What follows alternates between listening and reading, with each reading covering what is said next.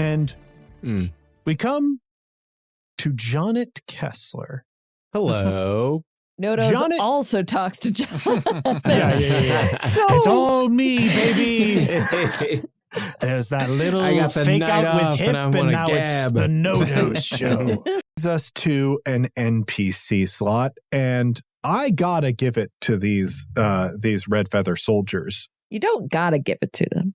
I do. You can give it to us. Under no circumstances do I gotta give it to red feather soldiers. It's a real tweet. They are going to pull a fire line. They are going to target a group within close range. I am going to say at the angle we're dealing with now, it's probably only Gable that needs to roll for this. You start with a D6 of defense. Do you want to juice that in any way? D6 of defense. Nah. Let's see what happens. It's fine. Okay. All right. I still have 6 points of damage before I'm even pulling at it, anything, so I'm feeling good about it. You know what? This is actually good. For who? Well, I sort of think that we have, in playtesting this system, we've encountered a lot of situations where I was still trying to figure out vitality and how to make enemies credible threats. I think you've walked over a lot of combats that we've done thus far. But now as the system's coalescing, and especially as y'all have more of your powers at your fingertips to show off how cool you are, and I have had more time to work with the system itself, I can show off how quickly things can become dangerous. So, the way this roll works, because this is a medium group of people, they technically have 4 actions that they are able to take. However, Fireline says sacrifice remaining actions to target a group within close range with a bedeviling check that deals 4 damage plus 2 for action sacrificed. So they're going to be sacrificing 3 actions, adding a 6 to that 4. Oops. So this is 10 damage coming at you. I am going to roll that now. Okay. Excellent. So they succeed. Cool. They succeed with 2 opportunities here. So Gable takes 10 damage. Amazing. Cool. All right. So My guy. that is 10. Yeah, and what this is, I need you to hearken back to the days of the American Revolution or perhaps the Civil War. I will not. Thank you. When military strategy was, we're going to get a bunch of guys. No, 2 out of 3 said no, James. In a line together, and we're all going to aim our muskets and shoot them at the same time. Great. And it's that sort of attack that's coming against Gable, which, I think especially folks who grew up in America, there's maybe a sort of convoluted view of this military strategy for a while. We don't understand how lethal it was. And there are also, there's sort of American mythology that as soon as rifling was introduced to barrels, that the major victorious strategy of the American revolutionaries was to hide in a scattered way and aim at British soldiers rather than stand in a neat line in front of them. I think that is more myth than reality, because the reality is, if you get a bunch of dudes and you line them up and they all fire at the same time, it's incredibly bad for whatever is immediately in front of it. In the circumstance, happens to be Gable. If I need to pull out of my skills, is that just it comes from whatever you would prefer to lose first? And so each point is finesse 6 and I need to take 4 out of it, so now it's finesse 2. Yes, exactly. And if you spend through a stat entirely, then you will get a condition. You will get an injury related to the situation. Well, then I'm fine. I'm not going to use finesse. I'm fine. I'm fine. You're just going to take 10 damage. Damn. Okay. Well, I'm taking 6 damage and then pulling out of finesse. So now Gotcha. everything's Ouchie. Yeah. So, Liz, I would love. Gable gets shot by like a hail of musket fire from these carbines. What does that look like? Well, there was the choice to not defend more, so I am somewhat to blame. The guns are to blame for the rest of it. I think That's right. In a situation where there's a shooting, the things that you need to look to blame are the gun and the person who got shot. Exactly. There's no other finger pointing. That's what I've learned in my current society. I think what this was in my move to get the tablecloth and stuff, I just didn't do any due diligence about preparing for an onslaught of shooting, so I didn't defend at all. So it's a lot of like all over my bad, unfortunately. And because I'm pulling out of finesse, I'm not sure how that would what it probably is because I still got like bone claws. A couple of bones have been like broken off of those claws, so that now I have way less dexterity. Yeah, I think it is literally because we know that Gable doesn't really bleed, and Gable can't really die, but enough damage can happen to your physical body that it gets harder to control until you've had some time to heal and recover from that. Mm-hmm. So essentially, you are shot so much by this firing line that there's enough damage to your internal systems that like it's harder to move things around because like, that muscle's disconnected from that ligament, which is bad. It's ouchy. Yeah. So the hail of bullets like rains down upon you. There is, I think, one of the things you have to do is tighten your grip around the cleaver because just the violence of that action was enough to like bolster the cleaver and like make it react more fiercely. And, you know, you really are summoning the strength of a fallen, summoning the strength of the former angel of justice to keep this thing at bay. Yeah. And we come to our last PC slot. And that would be Nodoze. Generally speaking, who wants to control Nodoze? Because I suppose Nodoze was moved into the room with Truss, and then Truss is kind of moved out. And I guess immediately after that, the wall broke down with Jonnet knocking the butcher through. So he's there. I feel like in that moment, like Nodoze probably like with the captain flying through, the guards opening fire, like Nodoze like realigns his sights to like go after some of these guards that are like just in a line. And so does Nodoze have like a skill tree to pull from? Nodoze has the Uhuru death chart. So basically you decide on an action, you commit yourself to that action. You can also overcommit yourself to an action. And what that does, every time you roll a failure or have damage that is rolled against Nodoze, each point of damage and each failure will be a roll on the Uhuru death chart. Yeah. The more you have committed Nodoze to the action, the more slots he's going to fill up on that death chart. Okay. The folks that are shooting at Gable, are they in the room with Nodoze? So, no, they are down the hall, essentially. Okay. Nodoze, like, ran past them down the hall to catch up with Oromar and Truss. Truss, like, maneuvers their way out the window. I believe Nodoze, the last thing we saw Nodoze do was take down 2 soldiers that were in this room.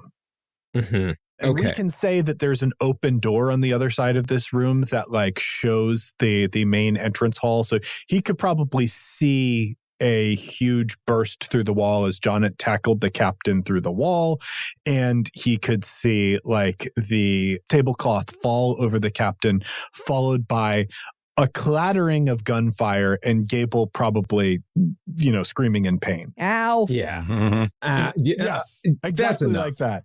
That's enough. I think Nodoze doubles back down this hallway to like the best of his ability, like runs down the hallway, and as he approaches like the hole that was just created, kind of like starts to like Prince of Persia wall run up the opposite side of the hallway to get any kind of like angle or view of where Gable is and where these shots are coming from, because I don't know if this is a second action. There's just an immediate impulse to spear somebody through that is like let's drop these numbers down. Yeah, I think you to move, I think, is like a separate type of thing. Very much the way it was in Genesis. You've got a move action, and you've got your action, which is actually throwing the lance. So you're going to lance. My question is, are you overcommitting or not? Overcommitting will bring your threat range up to 50%. Otherwise, you'll be at 40.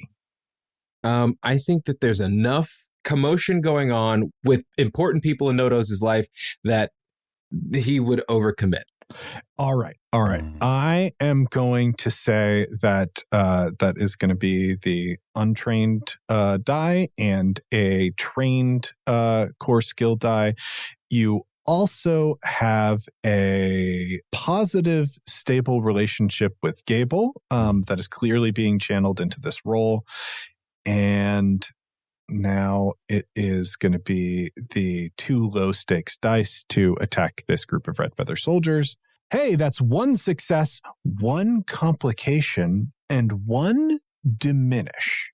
What did diminish do again? And also a point of fate. And Tyler, I think this point of fate can be used by, either anybody for Nodoze or for Jonnet, just mark that down. So diminish is the current state of Nodoze's relationship with Gable becomes less stable. Basically, relationships have, the 3 die types. The more stable a relationship is, the better the die type is for it, and the more dramatic the results are for it. And the less stable a relationship is, the more susceptible it is to being changed. It's not necessarily saying that your relationship is getting weaker. It is that your relationship is entering a state where things could shift around it. And 1 point of diminish is not going to do that all on its own. I probably do have to come up with an NPC version of it. But they get shorter. Yeah, what this means is that we've done 1 move along a path that will make it so that as Nodoze draws upon this more, it's likely that the status quo of this relationship will shift in some direction. And I think the current status quo is Nodoze has a crush on Gable, and they've kind of talked about it. And the thing that Gable has said is I have a lot going on and I need to figure some things out before we can deal with any of this. And Nodoze has been like, I get that. I can be cool about that. And then Gable jumped into a hole that might have drowned them forever. It happens. Has Nodoze ever seen Gable fall to their knee in battle? I think Nodoze has seen Gable in desperate situations in battle a couple times. I think the most desperate situation that Nodoze has personally witnessed was against Franz Fishhook. At the time, Nodoze was suffering from the drowning. His lungs were filling up with water. So were Gable's. There was this exchange between Fishhook and Gable where Fishhook really did a ton of damage to Gable, and then Gable revealed their flaming sword and moved against Fishhook. So I think Nodoze has seen Gable in desperate situations before, but maybe the way he had understood his feelings were different at that point too, probably. Is there anything in a normal circumstance, Nodoze's priorities would be to protect the captain and to rally around the captain, but in this moment, hearing shots and Gable's grunting, Nodoze, essentially like learns that Nodoze has new priorities and he will like not protect the captain in service of trying to like take out or take a bullet for Gable. Yeah. So I think all of that is going into it. I am going to say that Nodoze is doing 5 damage with this attack. Overall, I think Nodoze, being an NPC who kind of specializes in combat, has a higher damage and got a success. So that's going to be 5 damage against this group of people. I think he has taken out a significant portion of them with this spear throw. Yeah. So I think like they're all in a line. He is like got at least 2 of them in this line. Yeah, that's 100% more. Flaw in the plan. Yeah, bet. All right. We come to the final NPC slot, which belongs to the butcher. The butcher's aspect is covered in a sheet right now.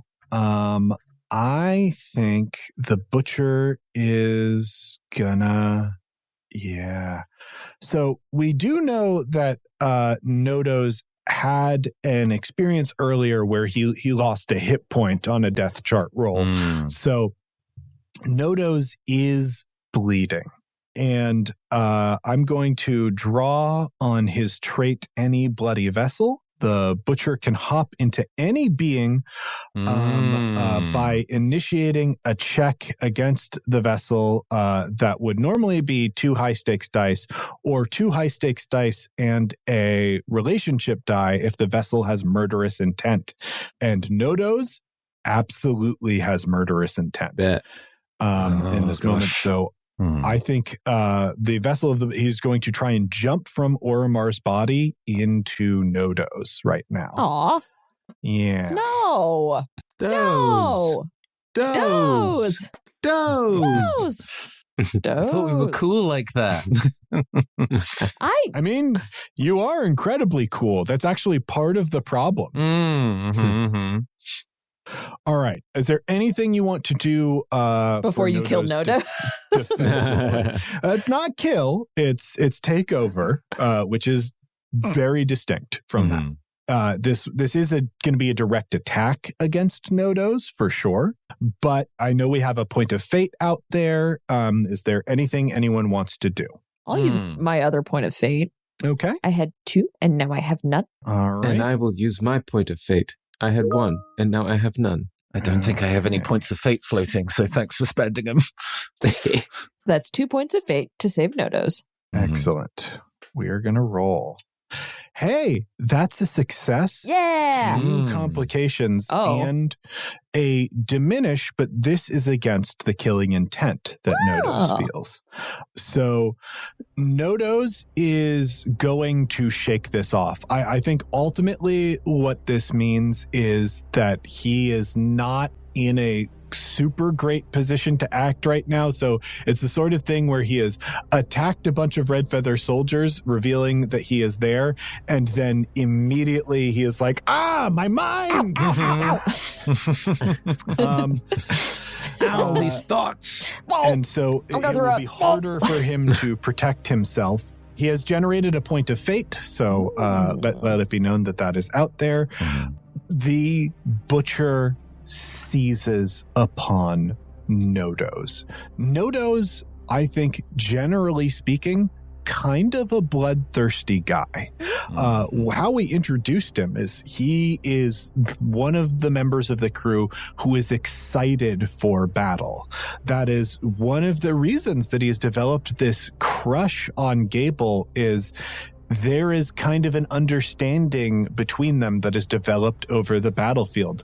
Gable is extremely competent at what they do, and so is Nodoze. For a long time, Nodoze, Gable, and Wendell were this force that, for different raids and whatnot, were always pushing forward, taking big risks, having those risks pay off, and watching each other's backs.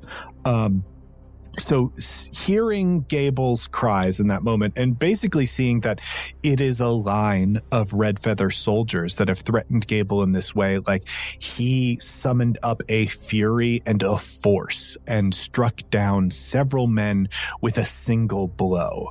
The way violence takes over a person, the way it spreads through you, if you feel that feeling welling up in your chest, you know how it can move to your limbs, tensing every part of you, preparing you to do the unimaginable. For Nodoze, this has become a reflexive thing because he is a corsair and he has lived a life where he has had to face death time and time again. He has honed these skills on the Uhuru herself, one of the most dangerous pirate ships in the air.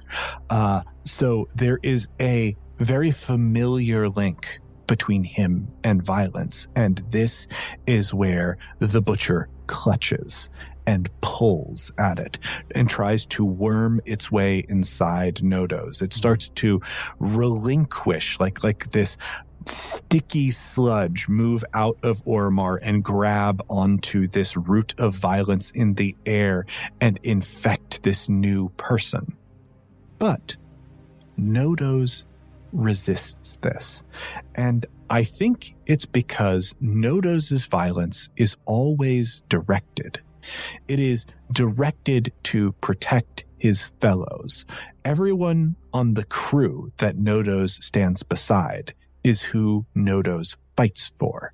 Nodoze is someone who I think is like just a very haunted individual, haunted man, who we know one of the reasons he's called Nodoze is he doesn't sleep a lot.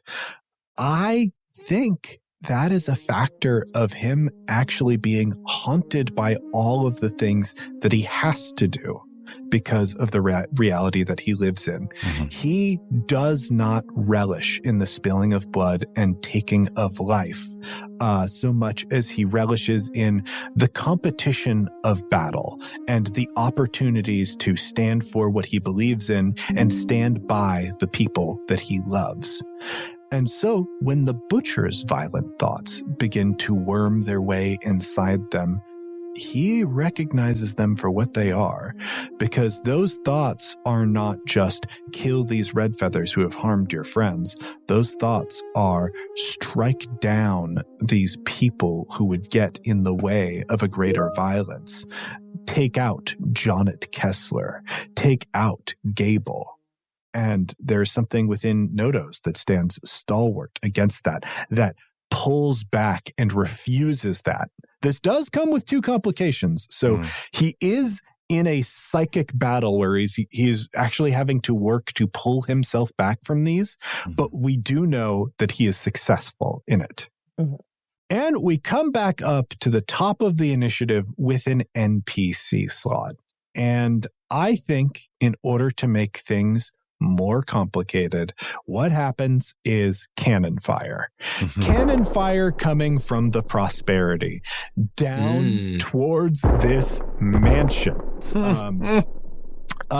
It is thankfully not towards us specifically. It is towards the acolytes of Aravetti, the Sereno, who are currently burning the mansion down. The cannonballs rain around. There is a loud boom. I think it is impossible for this cannon fire not to affect the mansion itself. You hear creaking and the shattering and splintering of wood as the already burned away frame of this building creaks under the pressure of also being fired upon. This building is now a lot less stable than it used to be. Mm-hmm. The other thing that happens is ropes rappel down from the sides of the ship as red feather soldiers begin to descend as well. This is where things get really tricky. There's also kind of the intent for these soldiers to secure Truss. I don't think they can do that all in one turn, but they have sort of prepared the path to do that. Now we come to a PC slot. I would love to go and take this PC slot and goad Aravetti into one-on-one mortal combat.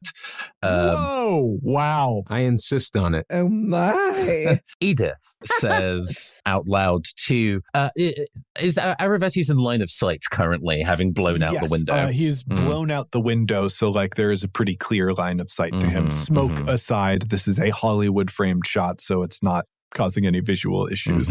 I'm glad our feelings are mutual, Aravetti, for each other. My Miss Truss, I must admit, that was an unexpected maneuver. You contain multitudes. What can I say when it comes down to it? And she raises her voice, because it's not just to Aravetti that she's saying this. Our hatred for each other could burn this whole place down, it seems, but I will see to you that you burn first. Is Miss Truss strapped with anything? She has a pistol? Yeah. Well, we're definitely going to say she has a pistol. She pulls her weapon and levels it, but does not immediately fire at Aravetti. Oh, Miss Truss, you mistake me. I bear no hatred in my heart for you. I simply have goals that I must achieve, and you are in the way of some of them. Which is unfortunate, but I would be happy to deliver you unto the hands of the empty throne. I'm sure there's somebody else who would rather take me first. She fires. Hell yeah. So, we don't necessarily have specific rules for how you operate someone else's body. The original mechanics for Ghost Oromar didn't have too much possession. Yeah, no. In them. There was only a bit of light body switching that one time, you know. Yeah. It was between friends. It wouldn't happen again. Exactly.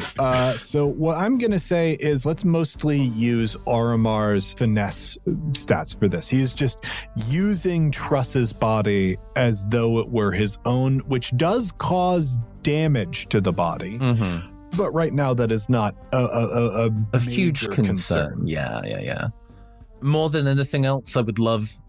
We'll see how this goes. We'll see what advantages we pull. That's 2d8 in terms of my finesse. What am I rolling against?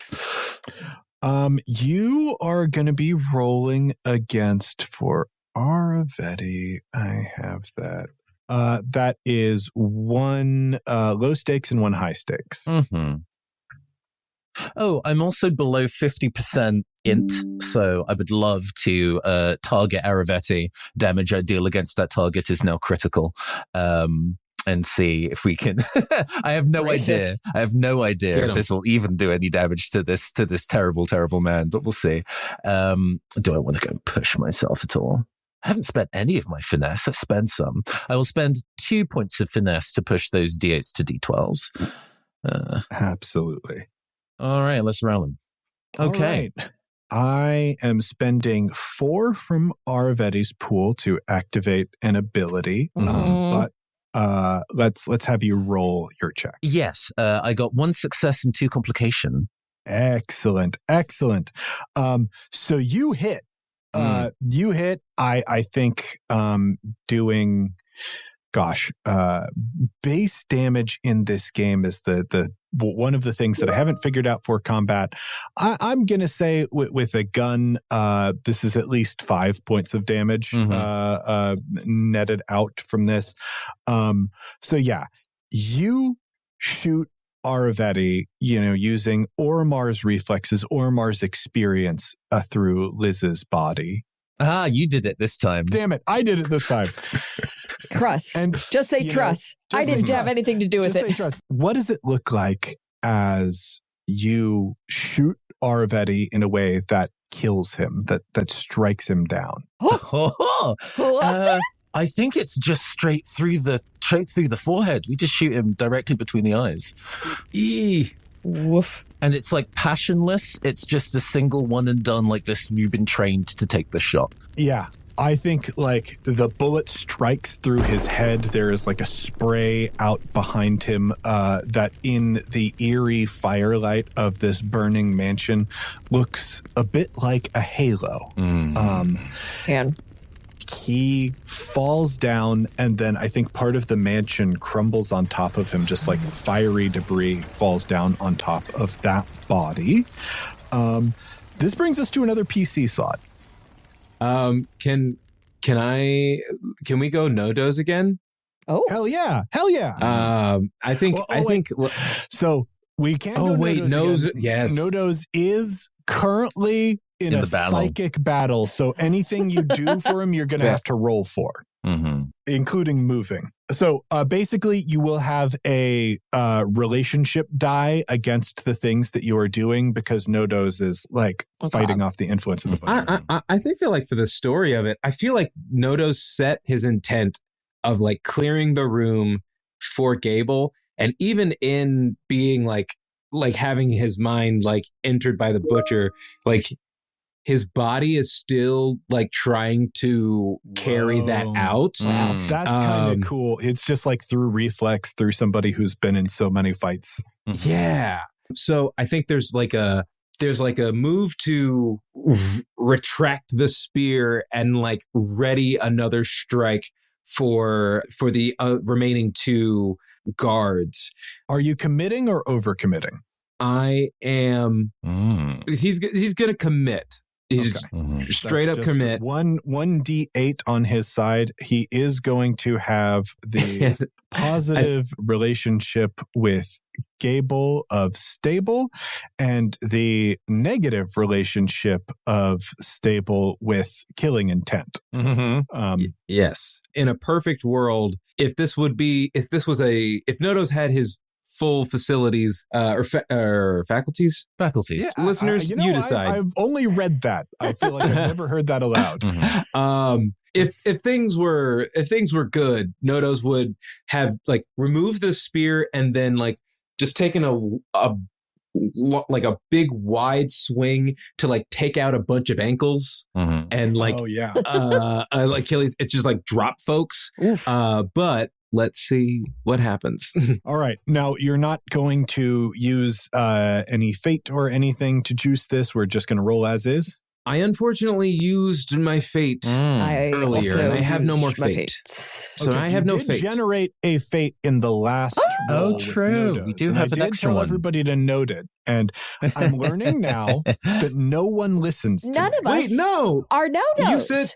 You said that was the fate that I generated that I could have used for Jonnet, and then I said, no, I'm going to use that for Nodoze. Well, yeah. There was another fate generated off the back of that roll. You're right. I did not happen to write that one down. I will use that fate. I will use that fate. I'm going to allow it, but I'm quite cross with my naughty children. No, hey, look, man, I'm a piece of shit. No. Look, I know that. Immediately take it back. Tyler, you're wonderful. Oh, I take it back so much. All right. Holy shit. This comes down to a luminary poll. Oh, no. Okay. I don't love that. So I am going to do this luminary poll. I have pulled a luminary. Before we reveal what that luminary is, there's also a diminish and an entangle that's on this roll that we can assign as we want. So what diminishes, like, again, a relationship becoming less stable. And the two options on the board are Nodoze's relationship with Gable and Nodoze's relationship with killing intent. Entangle is something that is a situation that is like emblematic of the current status quo of a relationship. It is just something happens that kind of reinforces what the reality is right now. Is it possible to? Hang on, I don't have it. I mean, I guess more in love. I would say reinforcing with Gable makes sense to me, even in the kind of like the fact that he's locked in this battle. What's driving him on is like a very clear motivation out of the haze. Yeah. Then I think, then that is diminishing with killing intent, which means very much like earlier when Jonnet tackled Oromar through the wall, there was no part of him that was trying to damage or hurt the butcher. It was all about how can I protect the captain? How can I save my friend Oromar? And that is what is going through Nodoze's mind as he fights these soldiers. And his desire to kill actually diminishes as his feelings for his friend are what takes prominence as I reveal the bounty. Ooh! Hey. We love to see it. Yeah. The bounty, let's pull up the bounty. Feeling rewarded. Wealth, plenty, generosity, and gratitude. Mm-hmm. Yeah. This is the action choreography around this scene of Nodoze, I think, like taking out, let's see, how many hit points do these red feathers have left? I think with the bounty, we can probably give a little bonus damage too. Mm-hmm. Yeah, they only had 5 left in their group. So I think the bounty will give that one advantage. Nodoze takes out the remaining red feather soldiers, but man, this is did all the work shot in the weirdest way possible because he is having a psychic battle right now, trying to keep his mind safe, but there's also like there's some kind of like 80s song playing as he is like looking at Gable.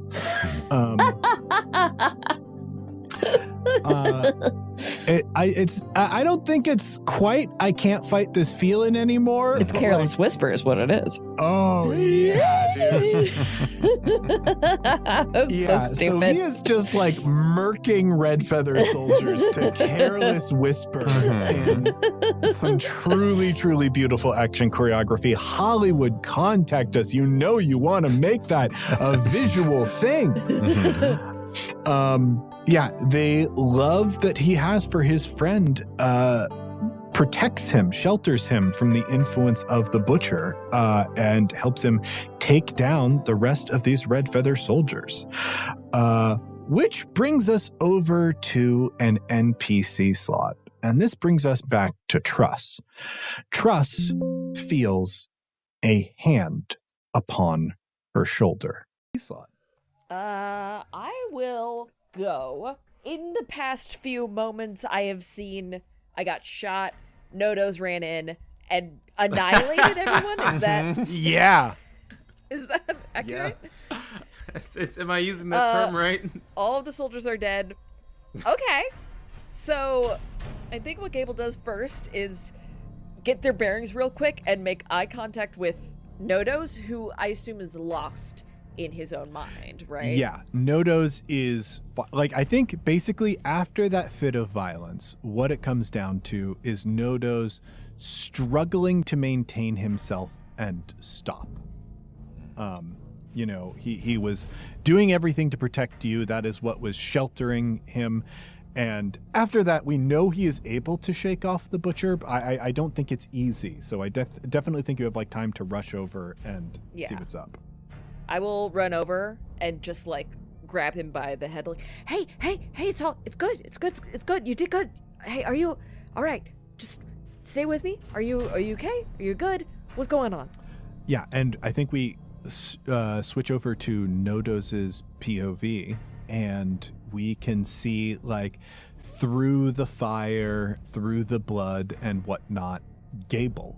And I'll even say at this point in the day, like we're probably approaching around sunset, I think, and golden light is cascading through one of the few windows that is not covered in flames, backlighting Gable's gold and silver hair.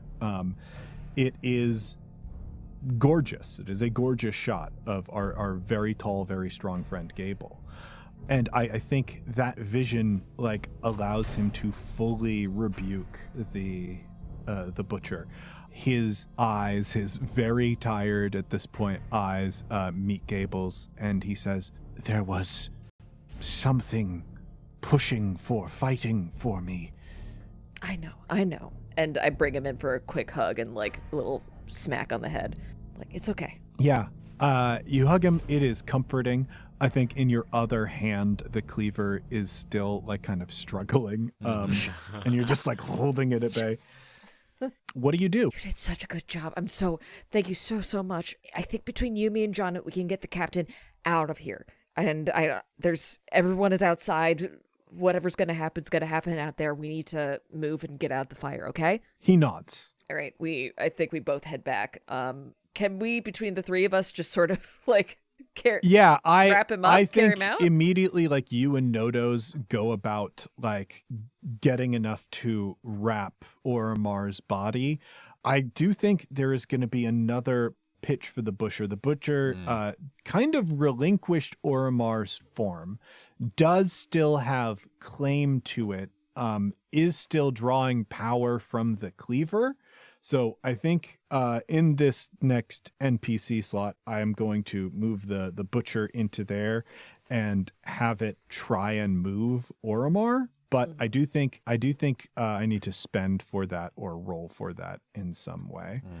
And I want to roll this against Oromar. Oromar, I think even where you are, not near your body, you can feel the Butcher try to, enact the same deal after having relinquished a right to reassert it, and I think you can resist that. So we're probably rolling against your magic or presence. Yeah, no, I think I'll go for presence on this one. Do I just spend out of presence to kind of get myself going here? I think that's probably what's going to happen. I will spend my last 3 presents to upgrade my 2d8s to a d12 and add another d6. Ooh. Okay, excellent. We're going to roll this. Comes down to a luminary pull. Oh my gosh. The Butcher gets 2 complications with this. The Union, baby!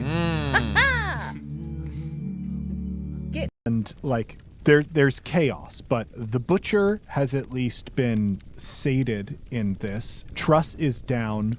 Aravetti is temporarily down. And we don't know what his agenda is at this point. So the 3 of you do have time to reconnect. You've the place is on fire as long. Of course, you do have time. You were lifting the body of Oromar while wrapped in the cloth, right? You feel the body move. 2. That can't happen again.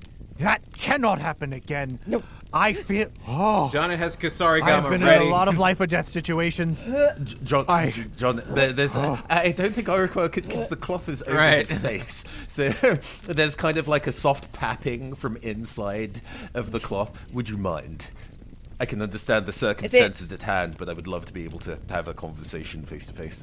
Is it you? Yes, it is. It It you? is the one and only Captain Oromar Vale. Could you please Say something only the captain would know. put me down, Gable? Address this voice like you would normally address this voice. You have a very specific way of doing it. John Kessler, we are very short on time. Oh my god, I'm so sorry. Down?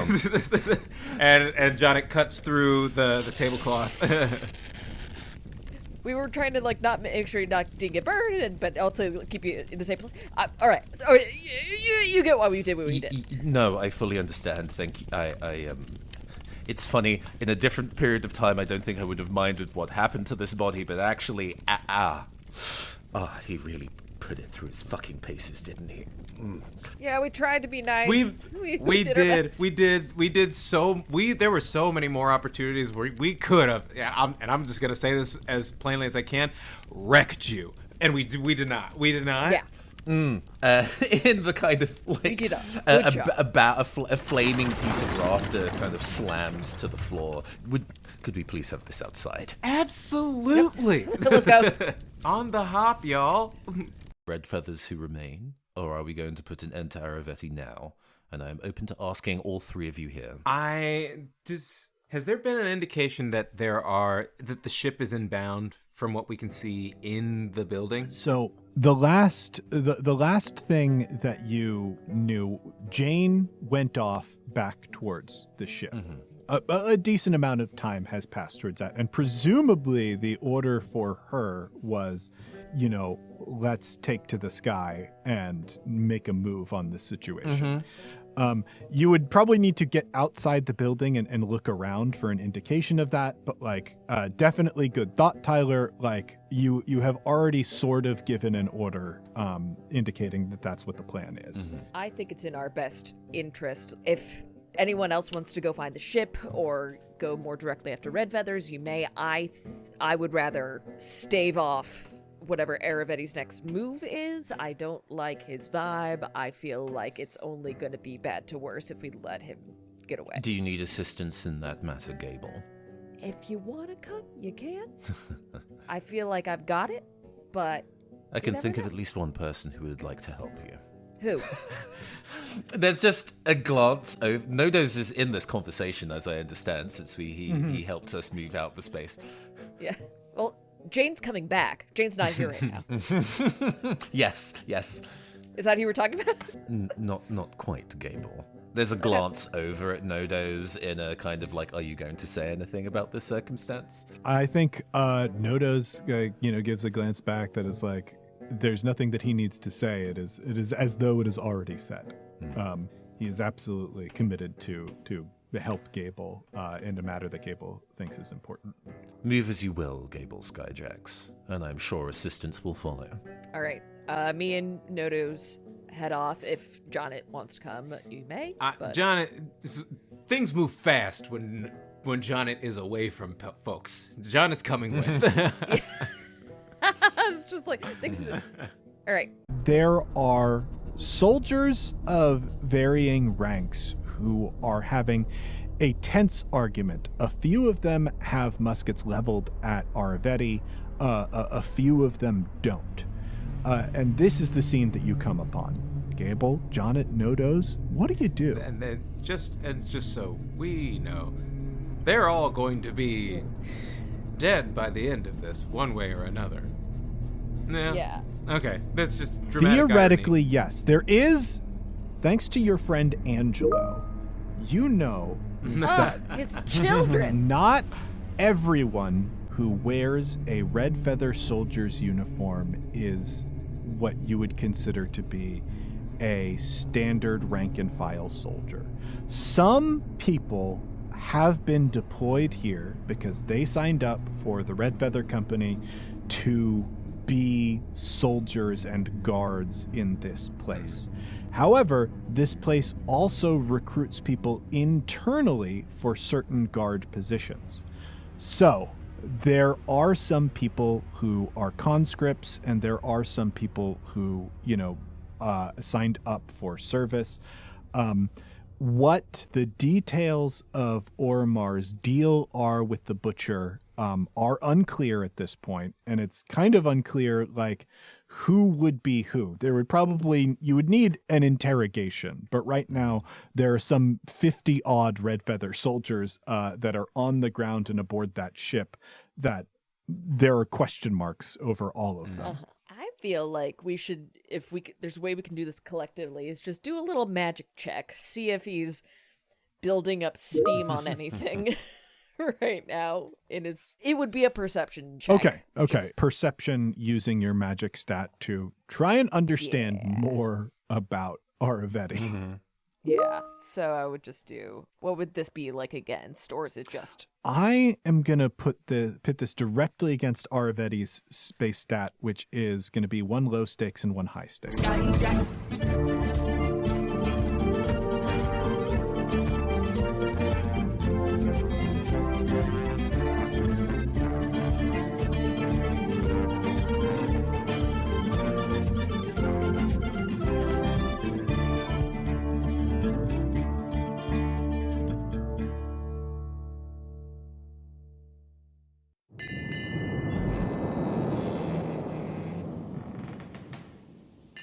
Quarter barrel for everybody. And we see Dennison smile at that and go, no, that's fair. Right, so we're about to roll to perceive Aravetti's situation, to learn more about it. Skill, let's see. I'm not gonna juice it up. But yeah, you're down to bare success, stats. 2 opportunity. Okay. And the number 1. And the number 1. Oh, that's probably one of these is turned out to be a check on the individual die results. Is there a disaster or a triumph in there, or a victory in there? It will. Okay. And then there's on the high stakes die, there's a circle with an X in it. Oh, yeah, that is. So it's 2 success, 2 opportunity, and 1 disaster. That's a disaster. Okay. That seems inappropriate. Well, so here's the situation. You are trying to understand Aravetti. What is going on? Is this person gearing up for something, and you're like peering at them with more magical intent right now, and doing so a lot more in the open. When you kind of tried to evaluate Aravetti earlier, you were still under the guise of more or less being Thomas. It was before he had pointed out that, you know, he had some indication of your intent towards him. Now that you are able to like flare your eyes more openly and really take a look at this guy, you can see how messed up this situation is. There are a few things. There are angels. Angels are divine beings that are made out of firmament, that are in essence pieces of the sovereign's body that the sovereign has shed off and built into independently operating units, more or less, that have a will of their own and a mind of their own. There are human beings.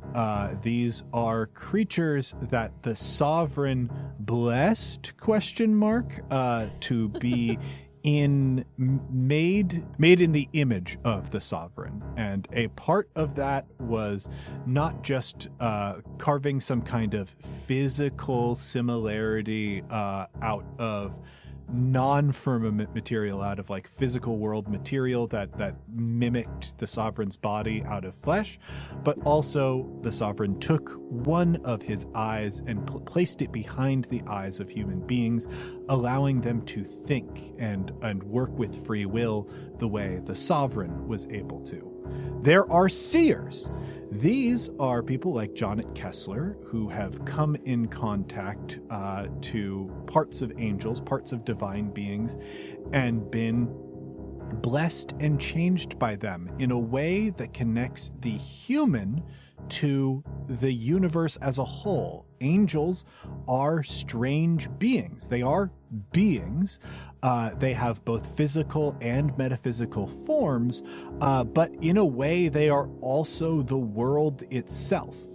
They are a part of reality, not as separate, discrete units the way a lot of beings are. They're dialed into things, which allows them to do things like perceive what you are perceiving right now. Jonet, because he has this connection to the universe, has found ways to study it, found ways to manipulate it, as though it were a new limb that were introduced to his body. And then there is Aravetti. Aravetti is not a seer. He has no angelic parts in him.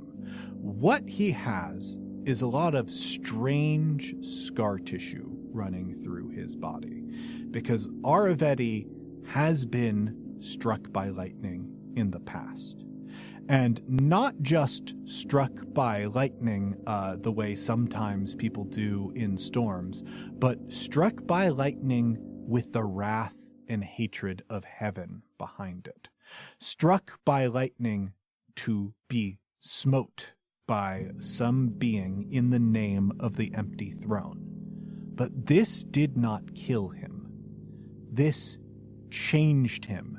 This burned a mark deep into the core of his being, and he healed from that. And he healed from it in a way that created a pathway from his body unto the universe itself. It is very different than a seer's eye. It is not something that you control necessarily. It is something that this man has clearly worked for years to hone the skill to move around and manipulate. It is something that allows him to do things that are untold. In all of Gable's years that they can remember prior to the fall and since the fall, you have never encountered a being like Aravetti. And part of it is, you know that you, as the angel of justice, and the Rusalka, as the previous angel of justice, who occupied your station before you, never did such sloppy work. Were never so inexact. Should you have to mete out justice by the end of your flaming sword or the touch of lightning, you would do so easily and efficiently. There was a lot of power poured into this strike against Aravetti, but it was a power that is had more, I'd almost say, playful cruelty in it than justice. Justice, probably at the time, would have been striking this man down. Now, there is a more abstract vision of justice that is the sovereign's justice that was done to this man. Who knows exactly what he did to court the touch of lightning?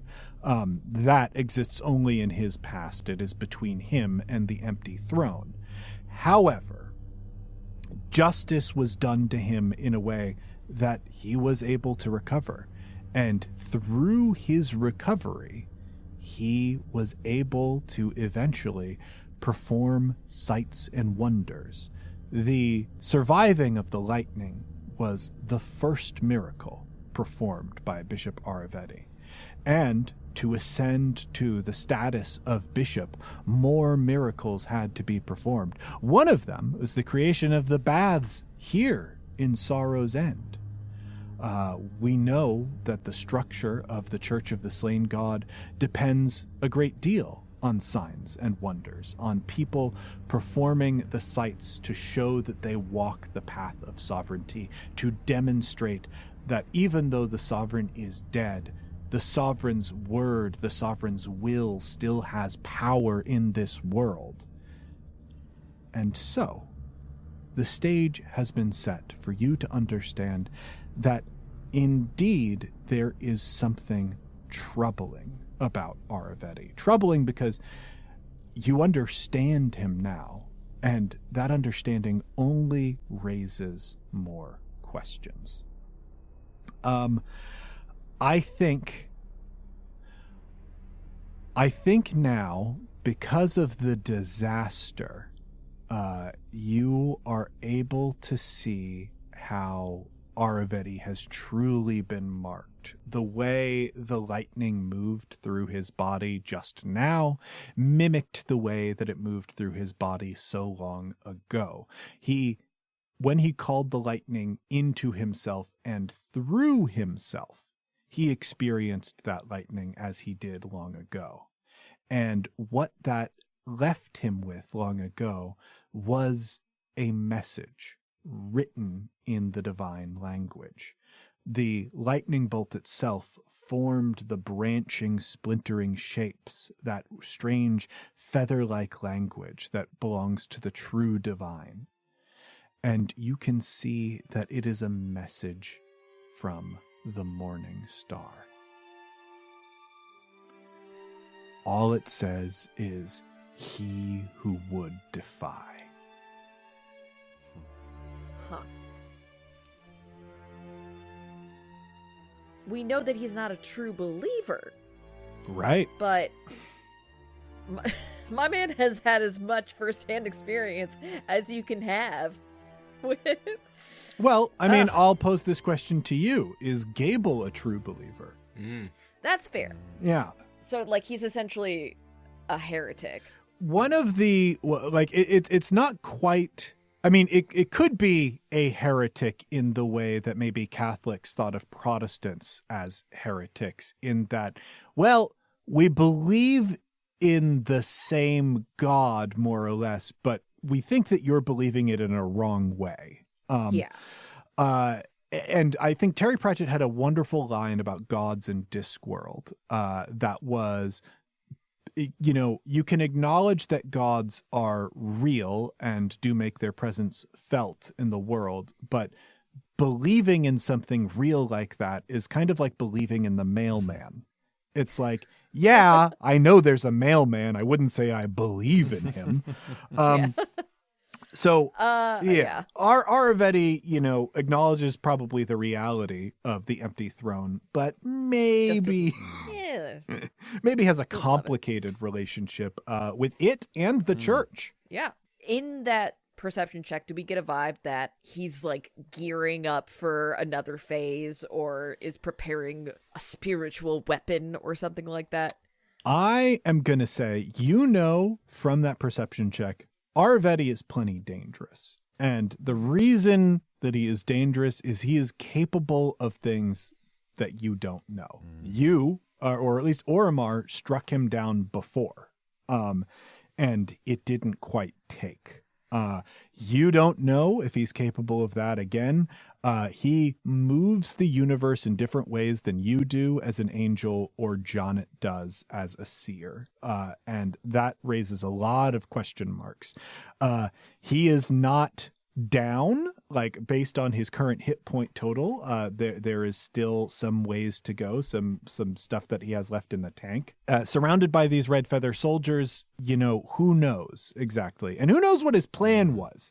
This is the other thing. You're standing in a burning building. He set that burning building on fire. He wanted to take Truss out. Hard to say what his plan was if the rest of the red feathers caught him, or why he chose this moment now to move against her and the feathers. What is his goal? How far away from like the factory? I'd say you are a good, trip from the factory. It would probably be like a 10-minute run. I feel like trying to actually kill him is going to take a long time and maybe more damaging. I feel like trying to pin him down, or at the very least like make him suffer in the way that he has made his followers suffer, seems like the best option, and I'm trying to figure out the best way to do that. Oh wow, that's interesting. I'm gonna say definitely possible. I'm excited at the possibility. I don't know how you would do it, but you being the angel of justice who has like a bunch of kind of untapped feathers that you gathered up from your last encounter with the Morning Star, I think could do something along that effect. I feel like I'll talk to my compatriots. It seems that if he thrives on being a raw nerve, all the pain that he does not allow and feeling that he does not allow others to have, he is imbued with. He's scarred and feels too much, it seems. And maybe that is my lack of perception, but the pain is fueling, so damage will not do anything. How does one dispatch of something quite powerful and just take them off the table without hurting him, which would feed into his power? That's my assumption. We could also hurt him so bad he just dies. That does seem to work normally. I'm not like a magic guy, so there's a lot that admittedly I don't know about. I find you to be quite magical, Nodoze. He blushes profusely. All I'm saying is, if I want to take someone off the table, I kill the guy. Okay. I feel like we just kill the guy. That's what I know how to do. Now, I'm willing to back a play that might not necessarily involve killing the guy, but I would kill the guy. If you weren't here and I understood that the guy needed to die, I would kill the guy. Yes. What a great point. I think there's a lot of great thoughts all thank around. you so much for your counsel. We're over here talking about happy to making help. things too hard on ourselves sometimes. Sometimes we just gotta kill the guy, and he gestures to Aravetti. Sometimes you do. The captain has like the bottle of that's crimson, been right? sequestered elsewhere, so it doesn't break during the shenanigans. Okay, great. I say, using all of our various weaponries, let's pin him down. Give him a little pin pin him to the ground like a bug, and then we'll figure out our next move. All right. What do we do about the red feathers? Okay, great point. He says this is killing. like part of the rafter of the ceiling that falls down next to you. As You this building are is also killing it collapsing. right Fire, now. my guy. Like this house, you are on fire. All right. If you two, how about me and Nodoze pin the guy, because Nodoze has a fork, which is great for pinning. And then, Jonnet, if you want to take care of the red feathers, and we can sort of do some ranged attacks if you need. Bet. Does that work for you? Okay. All right. Excellent. I feel like this is a really good plan, you guys. Can't possibly see this as half-baked at all. No, I think this is really good. Do we want to, like, do a handshake? Yes, we all go in Is it- expecting to meet the other person's hand, and then all three of our hands collide. We hurt ourselves. Ow. Oh, this is a good plan. It's a good Ow. plan. Well, I mean, in your defense, some of you have more bone spikes than you normally would. We retract our hands, and then Jonnet's pinky bone thing is like stuck in Nodoze's hand, and so you yank it out. I have some regrets. I have a few regrets. Ow. All right, let's go. Ready Break. and break. So yeah, just roll the dice that you would roll to make that attack, which I guess that's a finesse check. Finesse is 3. Both the dice roll out. And you are allowed to juice this roll. You are allowed to spend to upgrade things and whatnot. You might not want to, but I am going to let you know that is within the realm of possibility. And then I would have to spend from finesse, right? This would be from finesse to do this. I won't. I'm a little strapped for finesse, so we're just going to do these 3 or skilled. Roll it. 2 success, 2 opportunity. We like that. Okay. So here's what I am ruling here. Base damage for most things that are not signature weapon is 2 damage. Fanning the hammer, we don't technically have that carried over from the previous game, but if I was to rule on it, I'd say, well, you have, theoretically like 4 bullets inside your four chamber revolver. Fanning the hammer on all of those means 2 damage for each, so your base damage here is 8. You've got 2 net successes, so that is going to pull you up to 10. And, a thing to keep in mind is if you were spending, not only do you spend to upgrade your dice, but you can spend to increase damage. So that is a thing to keep in mind for other things. They get no rolls against this. So right now it is going to be 10 damage overall to this large group of red feathers. I think immediately taking out all of the soldiers that are around Aravetti. With those opportunities, how do you see that playing out? Is Aravetti conscious? Yes. Aravetti is in a lot of pain, but conscious. Okay.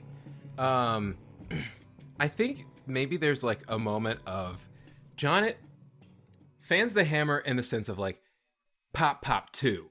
2 folks go down. He goes to like stops, decides to put on a little show, kicks the ground, sinkhole opens up underneath the other like folks. They like drop just straight down, just like Mario tunnel, bloop bloop bloop, gone right in front of Aravetti. And I think in that, like the people that were in front of him drop fully down, and then he can see us coming at him. Yeah. What I'm going to rule this as, I'm taking one of good. the group of red feather soldiers' actions off the board for the immediate term, because they have while they're alive, technically they can't really act in the immediate future. So you did 10 damage, taking out. I think we can give you, fanning the hammer, all 4 guys. Like you're succeeding on that. So, bam, 1 down, bam, another down, bam, another down, and then after that has been announced, there are people who not expecting a surprise attack, because a lot of them are looking for the Sereno who were burning the building down. That's what they think the threat is. And all of a sudden, some people have emerged from this burning building and started firing on them. So there's a bit of a scramble. They try to level their muskets at Jonnet, but Jonnet stomps in the ground and makes the ones who are closest at hand stumble. They lose in action. We are going to go with PC advantage here, so there's going to be another PC slot. I'll go. I think in the few seconds of Jonnet making that move, and then the moment the sinkhole drops those people down, Gable's just going to do a big jump and stab down, trying to get Aravetti, weirdly through the spine. To kind what of to aim for. Hell yeah. This is just not like a bug, but I feel like the more longitude that we can get, the harder it'll be for him to navigate. I don't know. But yeah, this will be prowess. Will it be prowess? Yeah, I'll do prowess. I've got, what do I have in prowess? 3. And what would that be against, James, on? So this is going to be a low stakes die and a high stakes die.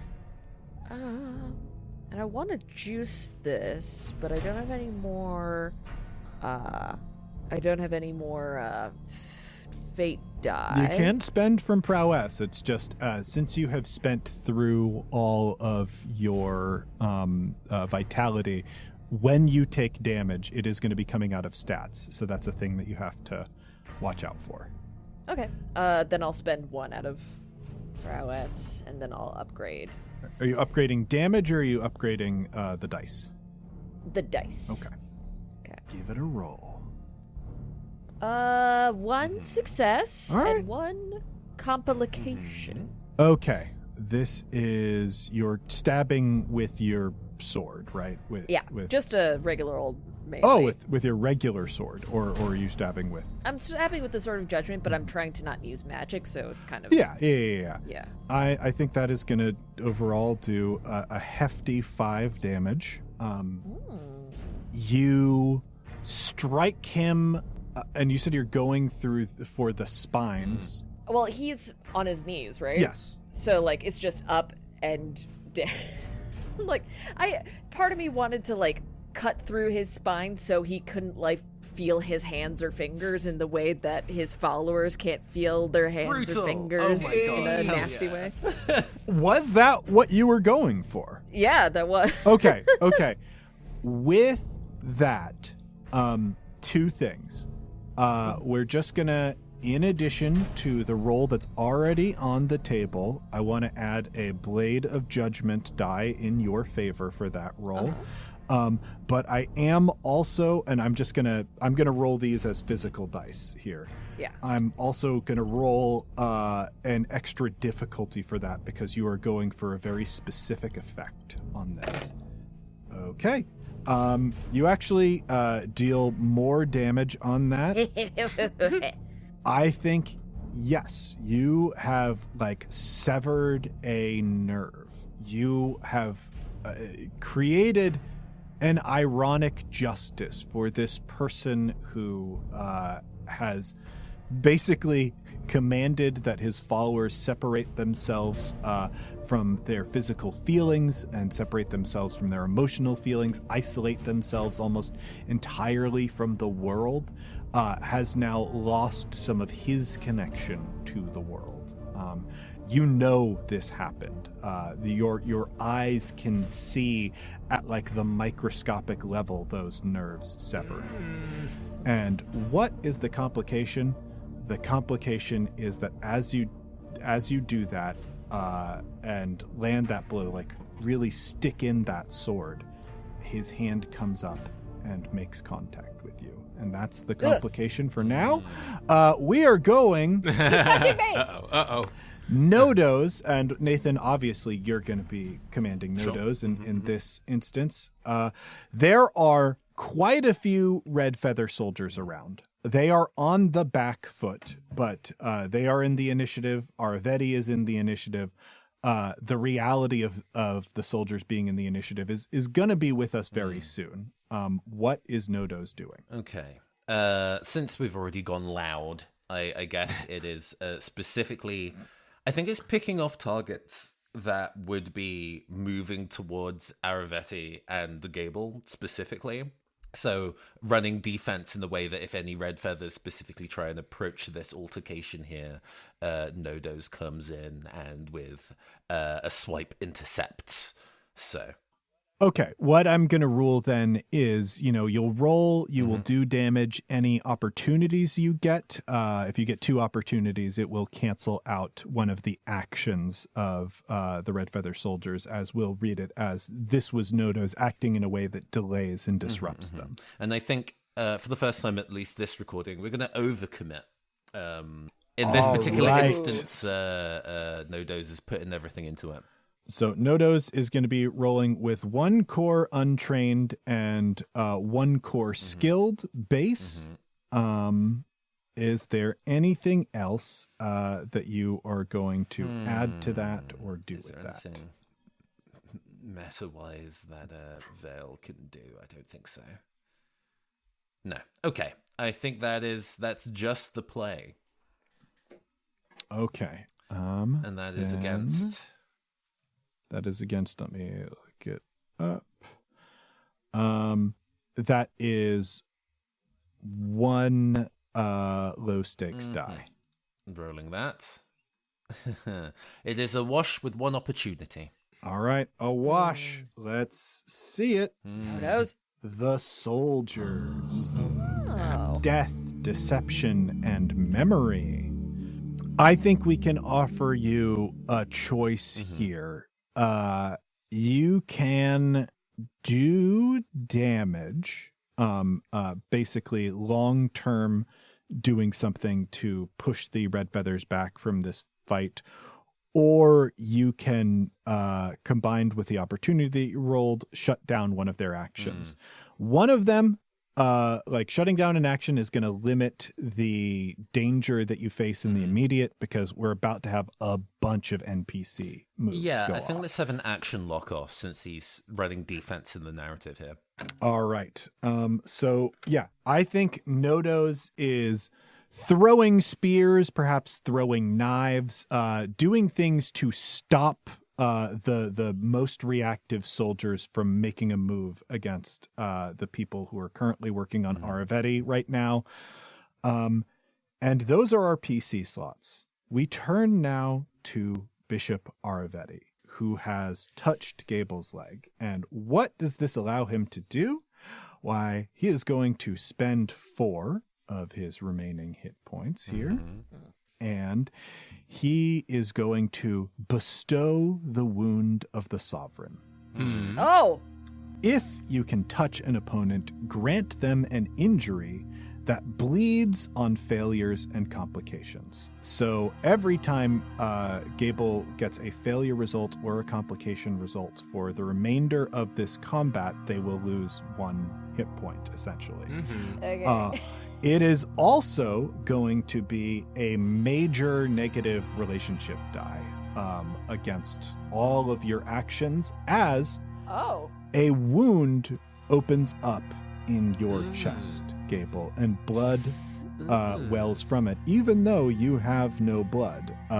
This is stigmata blood. It is the same blood that comes from statues when they cry, the same blood that drops from the hands of saints when they perform miracles and wonders. It is the blood of the sovereign. And this hole in your chest, why? It is through your heart, because that is the very blow that you struck against the sovereign.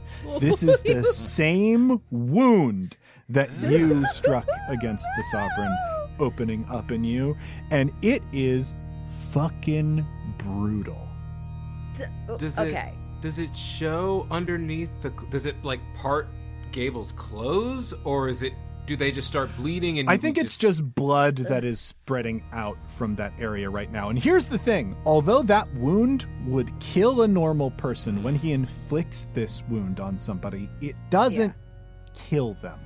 It does make them start to bleed out, but they can still move around as though their heart is still beating.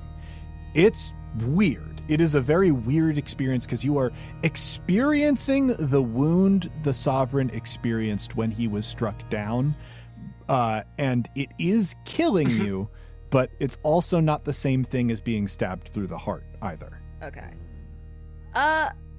Question.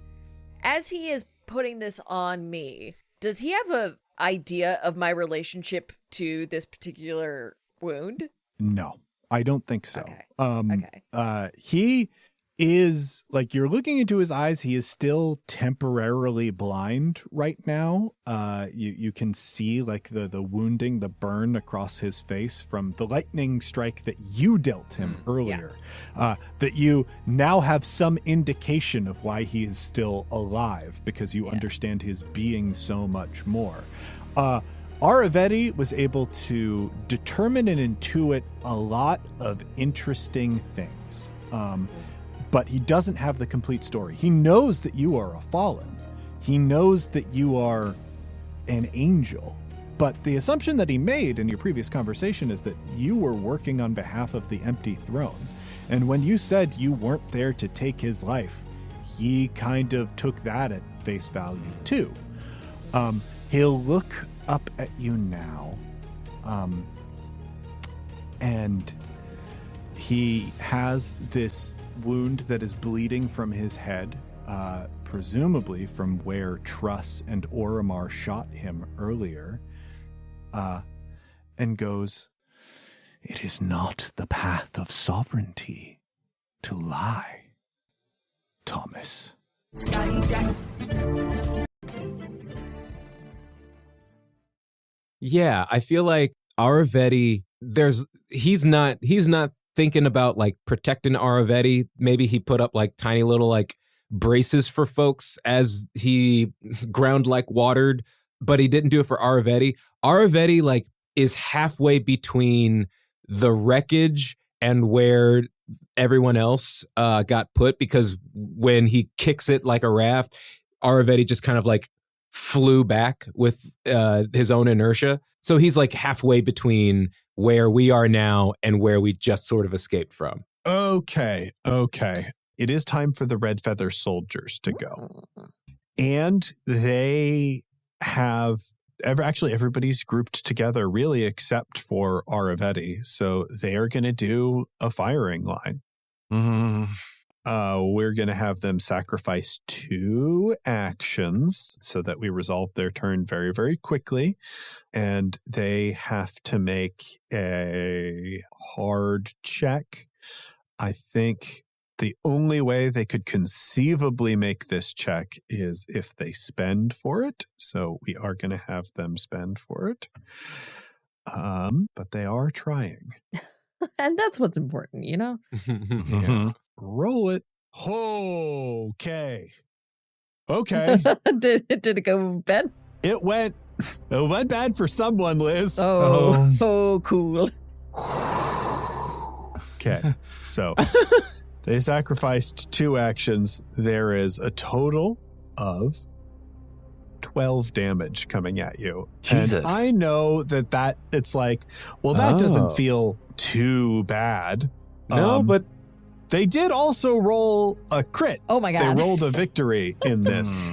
12 at all of us or 12 at one of us? Yeah, so the way firing line works is sacrifice your remaining actions to target a group within close range. Okay. make a bedeviling attack. If successful, it will deal 4 damage plus 4 damage for every action that was sacrificed. So yeah, essentially, this is the old school British military strategy of lining everybody up and firing muskets all at once. I hate that this is working. Well, there's a reason that they were a very large empire for a very long time. And part of it is that they were able to, it's not even just that this was the strategy that was employed. They were able to train people to reload very, very quickly. Because if you do this enough times, it becomes a real issue. So now, I guess, because that works slightly differently, now you are allowed to, if you want to roll to like mitigate the damage, because you're not going to be able to avoid it entirely. You are going to be able to, like, I am going to make some kind of a reflex roll or magic roll or whatever to reduce the amount of damage that I am taking. You are certainly allowed to react that way, but they're also going to have a critical success on the table, and that is okay. Yeah. My argument would be that Jonet's earth moving probably happened at about the same time as these shots. Okay. So perhaps the sudden movement meant that they couldn't get all the shots where they're supposed to be. Interesting. I will allow you to select one of you. Is it going to be Nodoze, Gable, or Jonet who does not suffer? I can soak up a lot more, so I'm fine. So, and just so I double checking, because I am through my vitality. When you spend through your vitality, it starts coming out of stats. Yeah. Okay. Yeah, you know. But So are you sparing Nodoze? Has Nodoze been hit at all? So Nodoze's hit points work differently. Every single point of damage that Nodoze takes is going to result in a roll on the Uhuru death chart. It might not even hurt Nodoze. Okay. So like that'd be 12 rolls though, right? Yeah. Okay. It would be 12 rolls. That I don't love that. I don't love it. That can be a pass. We can't die because we're protagonists. Yeah. So. That's true. Nobody has an Ocus down at this point, so nobody is going to die. Okay. However, what is going to happen as you spend through your stats and go down, if you go down without an Ocus on the table, what will happen is a transformation. So one of those injuries that you get from this could become permanent. It might be something that you can treat long term, but it will become a longer term plot point. Essentially, it'll be like, yeah, you got shot so much that it like literally shattered one of the bones in your arm. So you are going to be rolling with that injury relationship for a longer term until you can undergo like a serious medical treatment to address it. So there can be slightly permanent effects. If you go down, it's not going to be easy for everything, but it is not death also. I don't know about you, Tyler, but I feel like I've got plenty of stats I can still run through if I need to. Yeah. Cool. Yeah. Then I think I got that too. Another way that I could allow you to divide it is technically there is 24 points of damage on the table, right? Because and it was going to be 36, but we've decided that one of you is not hit. You could divide that through the 3 characters, like maybe get a couple rolls in the death chart to spare some people from having to absorb on their character sheets. I'll let you do that strategically because I think it is fair. I can spend up all my finesse and all my intellect, and that'll get me to 8. So then I would need 4 more. I mean, I can take that 4. It's 12 for each of us, so I need to find 12 for each of yeah. them. Yeah. Okay. I don't know. Well, then that's a little different. And like Nodoze can take some of it. He's a big boy. And again, it's a D100 roll. Nodoze only being committed to one action. Every point of damage is only a 40% chance of affecting anything at all. But it also puts people like Dunstan, who is, and if I'm not mistaken, based on the notes here, the monkey from Dunstan checks in. Yes, absolutely. I was with that. Technically, he could suffer for this as well. All right. So. No, 12 is fine. I'm 0 on finesse, 0 on intellect, and my presence is down to 5. But prowess and magic still is where it Excellent. is. Okay. So Gable, now you get to Got decide. shot in the brain. Yeah, what is the injury that you're going to be taking away from your finesse and your intellect? Because that is kind of important now. You've been shot a ton. The situation is stressful. It could be something like muscle ligament damage. It could be now Gable is so angry because they've been shot at that they're not thinking clearly. But it's something that, is grounded in those parts of you being exhausted. Yeah. I think the finesse is from the bone hands just aren't, they're donezo. It's all, I have no dexterity left in those at all. They're just the bones have been shattered. And I think the intellect thing is mentally the concussiveness of the shooting has just completely put me into a sensory confusion. I like that. And a perceptive confusion. It does make sense that, again, because Gable does not absorb injury the way, most humans would. You might have gotten shot in the head a little bit, but, we don't know that angels think with brains. Yeah. We don't know. We don't actually know what's going on in there. So We don't know. it might just be you're rattled a little bit as whatever deep cosmic thought form exists within inside your physical being is it's not great to be shot. It's no matter your situation. Yeah. Cool. We can all agree on that. Then I guess let's turn to Jonnet. There's 12 points on the table, and you can give some of it to Nodoze. As you take something from 1 to 0, that's when the injuries jump in. I'm going to take 8 out of intellect. Whoa. Okay, yeah. We'll take 8 out of intellect, and then we'll take 2 out of magic, and then we'll give the others to Nodoze. Okay. 8 and 2. So that is another 2 10. floating. So it's another 2. Okay. Yeah. That should be quite possible. Mm-hmm. And so after this, the shooting line can't hit us again because they spent their... So what they did is every round they can sacrifice a number of actions to increase the lethality of the firing line. So those actions will be back next round. You did decide to fight 50 people with 3 people. That's not technically the worst decision that you could make. But you were also injured beforehand. But also, to be realistic too, Ormar is in command of the Uhuru right now, and you could have backup very soon. 33. That does hit Nodoze. What? Oh.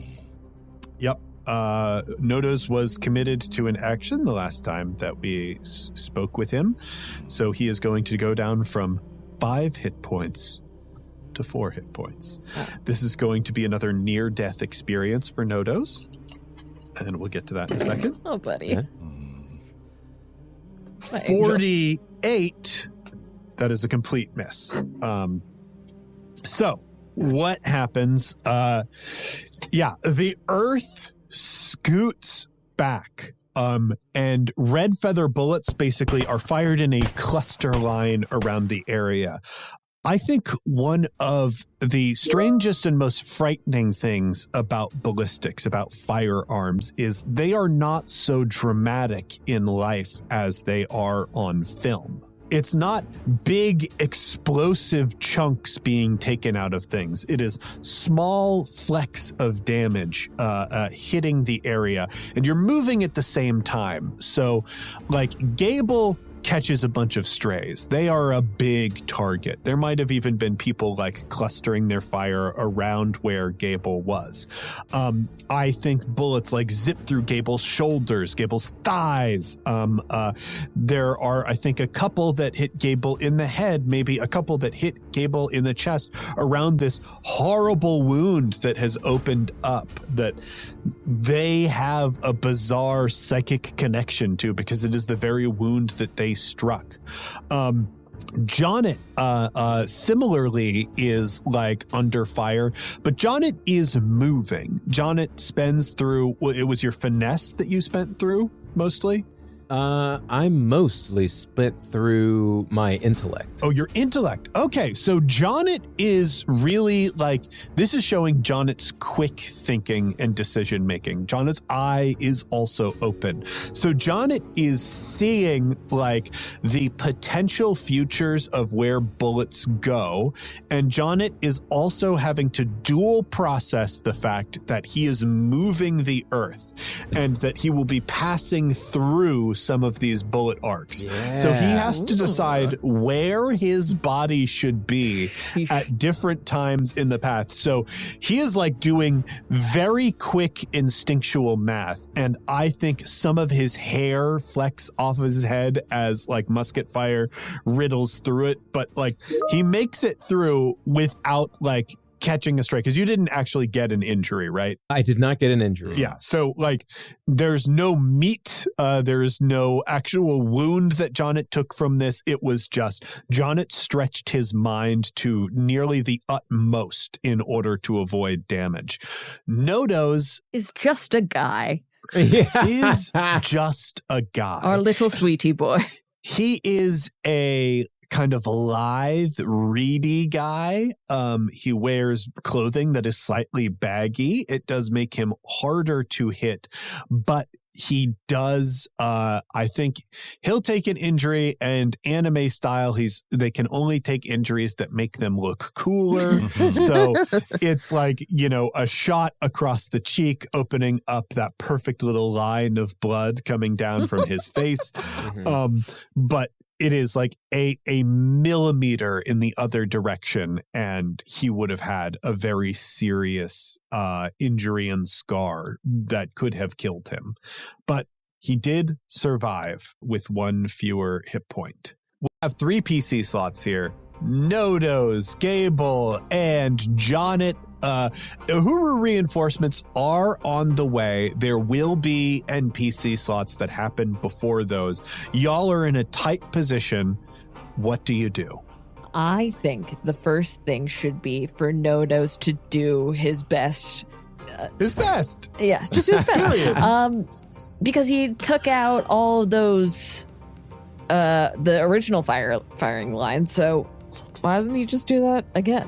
Just do it. Just do it again, man. Just do it again. So what would you say the distance between our group and the firing squad is right now? They are probably, I think you've pushed back to medium distance. So they can't do the firing line right now. You are slightly too far. They're going to have to reposition first, which will cost them an action. So that's going to affect the amount of damage they can do. I think Jonnet is going to maybe set Nodoze up for like, yeah, he's going to set some Nodoze up. Maybe Gable. I think he's going to make a blind, a blind command, but doesn't know who's going to be able to respond to it. Mm-hmm. But he's going to be like, everyone behind me. And he's going to bring up another like slab of earth so that he can start to like push it forward and advance on the firing squad. Ooh. And then somebody follow that up with something cool. No, that's great. That will provide you cover. That will, I think, that is going to make everything they do harder. And because you will simply be able to duck behind it. Away from Aravetti, right? We're not. So you are separate. Aravetti is basically back closer to the wreckage.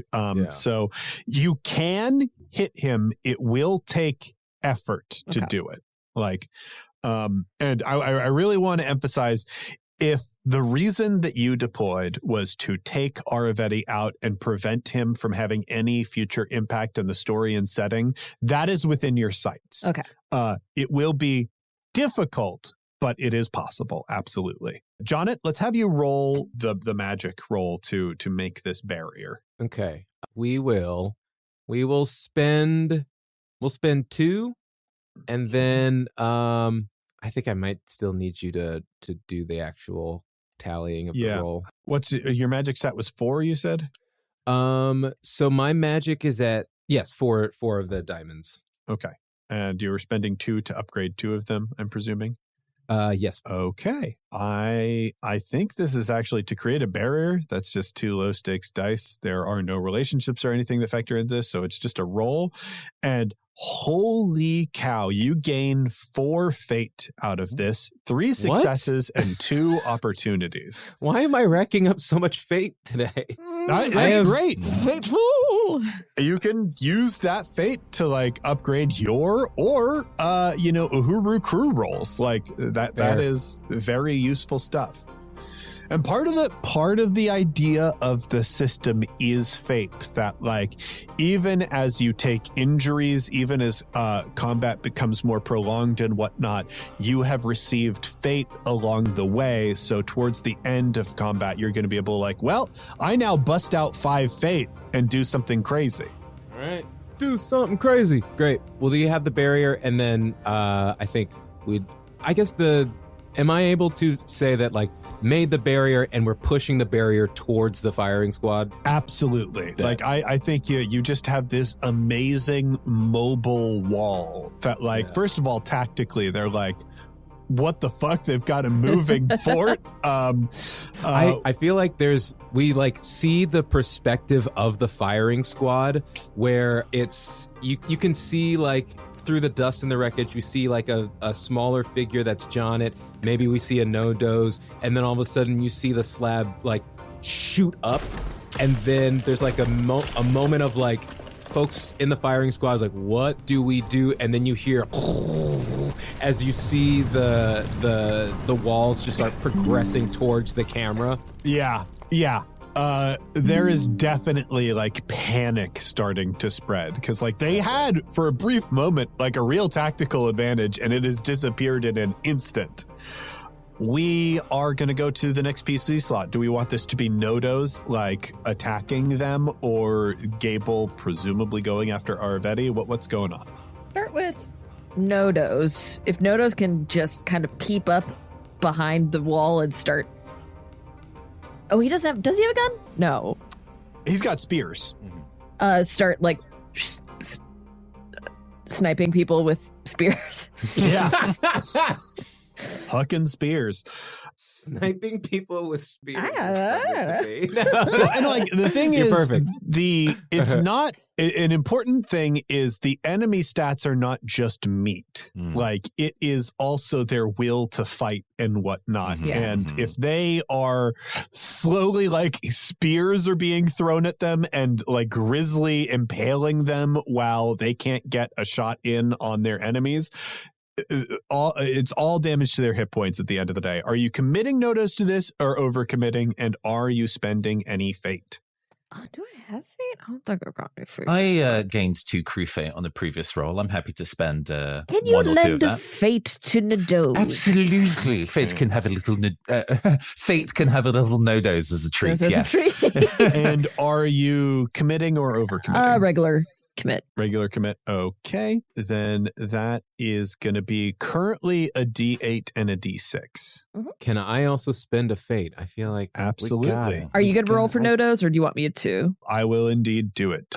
So that is going to be 2D8 versus 2D8 low stakes. Is there anything else you want to leverage here? There are relationships that you could leverage. There's never a reason not to do that unless the relationship is unless you think the scene isn't significant enough for the relationship to have an impact, and I will also help judge on that.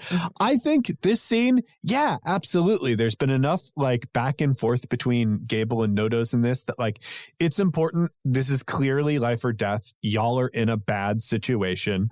And I think like there is a way for this relationship to alter in some way. Okay. Wow, what a poor roll. First of all, we do get a fate out of this. My boy, my sweet baby. There is one failure, 3 complications. We work so hard. And 1 transform. I will say you are definitely undercommitting to some of these crew rolls. Right. What happens is if you don't, like, the more you commit, the more risk they take on if they fail. But the less you commit, the less likely to succeed they are. So, wow. 28. That does hit someone. And that someone is Nick, with quotes, Terry. I have no idea who this is. They have zero hit Terry? points. Nick, and their nickname is Terry. Ghost of a bird. Who is this person? I have There are no details. Yeah, it's, hey, we don't need to use present tense for them anymore as they are fucking dead. So I will say, because this person is not within this scene, we are going to jump back to the boarding action. And like, obviously, even as cleanly as things are going, people are going to die. I've mentioned that people took injuries coming over. I think Nick got shot on his way over, kind of landed in a roll on the deck, and was sort of face to face with like a terrified, this isn't even a red feather soldier. This is an accountant holding a musket. And Nick's vague, unexplainable face registers an emotion. Yeah. That is impossible to discern. This accountant looks down at this person and realizes at one point their name must have been significant. People must have known who this is. People have never known my name. The only time I've mattered is now. So he shakily stabs forward, and yes, the bayonet on his musket does connect with Nick, but it is not enough to rob Nick, or, as he was more commonly known, Terry, from the strength needed to swing down his sword and strike this terrified red feather bureaucrat on the neck, causing blood to fountain up as both of them like slide down out of view, having killed one another. Someone from the Uhuru was like, "No, Terry!" I thought his name was Nick. We got to keep on I board. have it right here. His preferred name be Terry, but Nick was his given name. I called him Nick to start with, and then that was a mistake. He was too polite to correct me. That's why we do the name tags. That's why we do the name tags. This is all preventable, truly. Stabbing while exclaiming. And I think it like really the unfortunate thing is because you are all so outnumbered on the ground, Nodoze does plan shots, does throw spears, keeps some pressure up, but it's really not enough to eat into that firing line. Though they don't have cover, every time you leave cover to fire back, they get an opportunity. I think it is one of those things where it is mostly ended in stalemate, though the dice here also give you 3 complications. So what it is I think they've rallied enough to where it's like anytime someone appears, they have the coordination to fire on them. It's not quite the full fury of a firing line, but it is still quite dangerous with how you are outnumbered currently, which brings us to a 3rd PC slot. And presumably, Gable. I would love to take the PC slot. die for my relationship with my own sword. Yeah, there you go. There you go. You can do that. D8, that's another D8. I've got a relationship with birds. Birds isn't here. Birds isn't here. Birds isn't here. And I have a stable relationship with the Huru. I feel like that is also not germane to the situation. No, You could do your relationship with Nodoze. Turnabout. Well, yeah, if his changed, then mine will change. Would that be? So that would be a stable relationship. Yeah, positive. Yeah, and he did get a point of transform on that. Would that be a D8 or a D12 relationship? That's secure? the D8. All right, I think this is as much as I'm going to be able to juice it. I'm still not very confident. Interesting. One success. Hey, it succeeded. Two opportunities. One diminish. And one entangle. Okay. So you can decide how to... Do those cancel out? So no. Okay. Diminish would be making a relationship less stable. Okay. And you can choose whether that is with your injuries or with Nodoze. Probably your injuries. Probably my more injuries. than anything else. Yeah. Your entangle would, I think, be emblematic of a current relationship that you have. I think the most interesting one right now, I guess there are two options. You could choose Nodoze, which basically, again, this reinforces the current status quo, the current relationship and nature of your relationship with Nodoze, or the wound of the sovereign.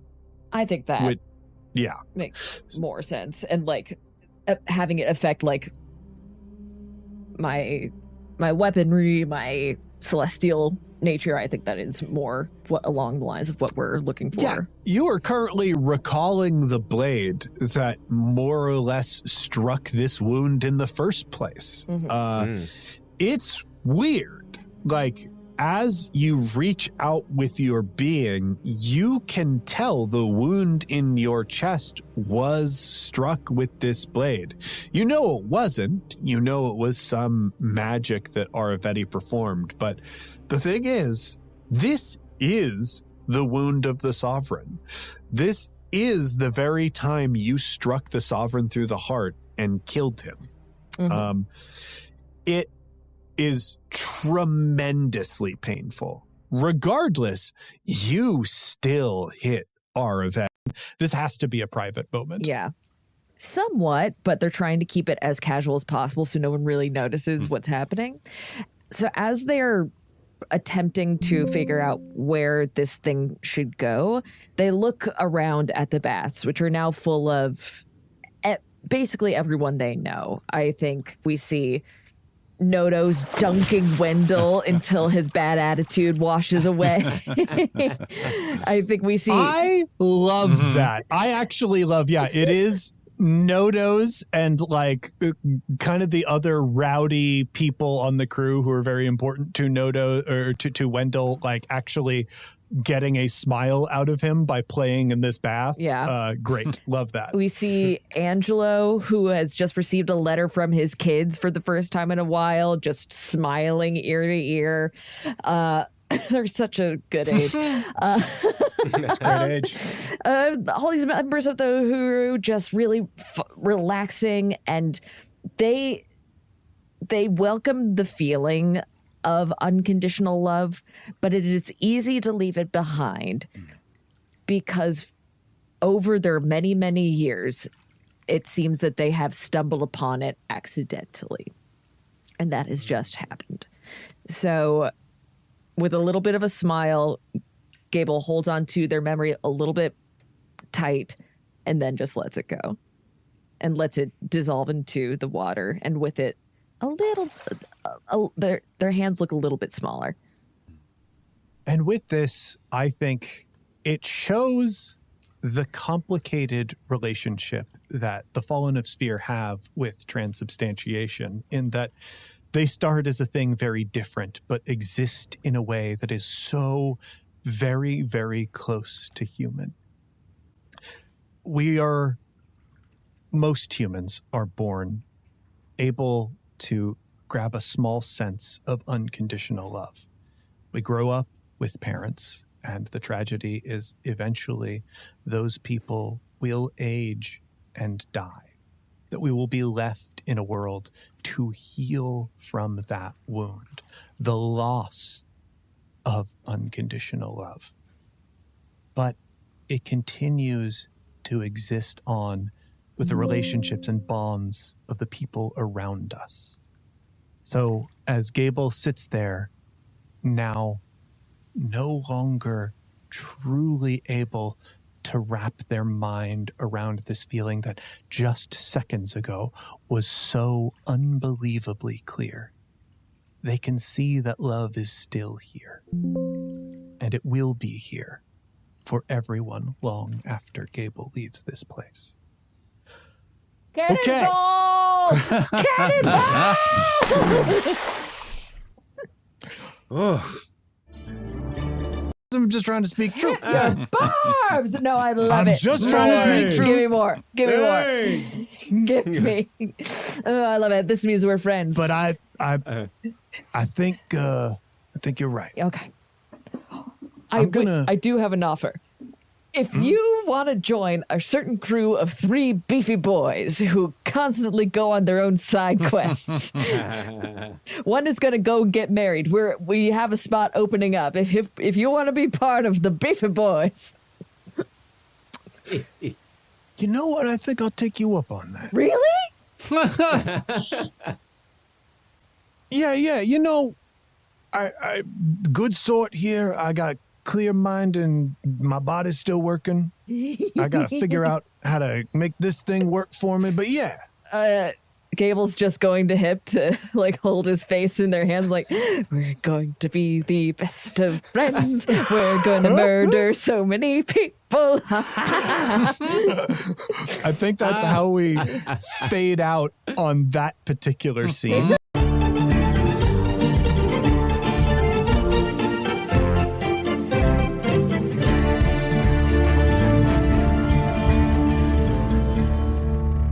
Speaking of beefy boys, we come to the least beefy, the tallest, most spindly of those boys, at a time when he is approaching the captain. Where would Nodoze find the captain? Oromaru's kept himself relatively private but available, so he's in his captain's quarters a lot. He will sometimes be by the kind of helmsman and quiet hours, and also similarly sometimes by the furnace in quiet hours, places where he can be found but are not necessarily under high footfall. He's been looking into a mirror a lot, either the full length that he uses to dress himself appropriately in the captain's quarters, but also a pocket one that he's been kind of glancing into every so often and staring at himself in. I like the idea of then coming to you at the when you are a moment where you're looking in the full length. There is a knock at the door. Who is it? Come in. Pardon, Captain. I was hoping to speak with you for a moment. The door opens and Nodoze comes in, and it's a beat before Oromar looks away from the mirror, blinks a couple of times, and looks at her. And looks at him. Well, I'm presently not busy. Please do make yourself comfortable. Nodoze nods. I think there is a maybe mild nervous energy. Nodoze has been on the ship for a very long time and is a real figure on the ship, someone that people look to and respect. But they look to and respect him as part of this group of like the rowdier battle leaders. He has definitely had conversations with the captain in the past, and they've been fine. I think he's been on this crew for a decent amount of time.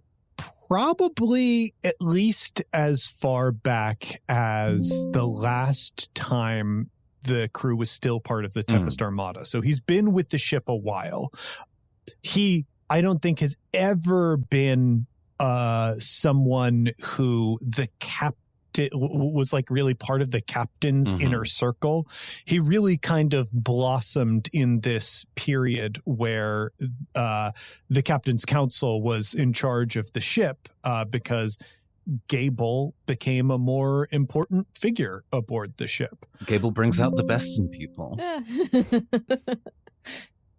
So there's this like burst of nervous energy, which resolves in him taking out some rope and lighting it up, giving himself the confidence to get through it. Oromar waits and just kind of sits down in his main chair and waits for Nodoze to be comfortable enough to speak. Forgive me, Captain. I don't come to you seeking advice on professional matters. It is more personal. I see. Well, before you get too into the weeds with things, Nodoze, I must say thank you again for your assistance. You're a ferocious combatant. If only all things in life could be resolved at the tip of a spear, I believe I would be living in a much easier world, at least for me. I come to you seeking advice on matters of the heart. There is a surprised blink. I see. Not to say that I am not in a position to hear the worries of my crewmates and assist however possible, but Nodoze, why of all people would you address me with such a matter? And it definitely, like, Nodoze definitely looks super nervous about this. This is when he finally is able to sit down across from the captain on the table. It is because I believe we have both endured in our times a similar suffering, a similar pain of being in the presence of someone whom we have deep and complex feelings for, and knowing that there is no way to act on or resolve those feelings. There is a expression of like mild confusion, and then has Gable been gossiping to you about my dalliances with Siva? I think he coughs at the mention of Gable's name.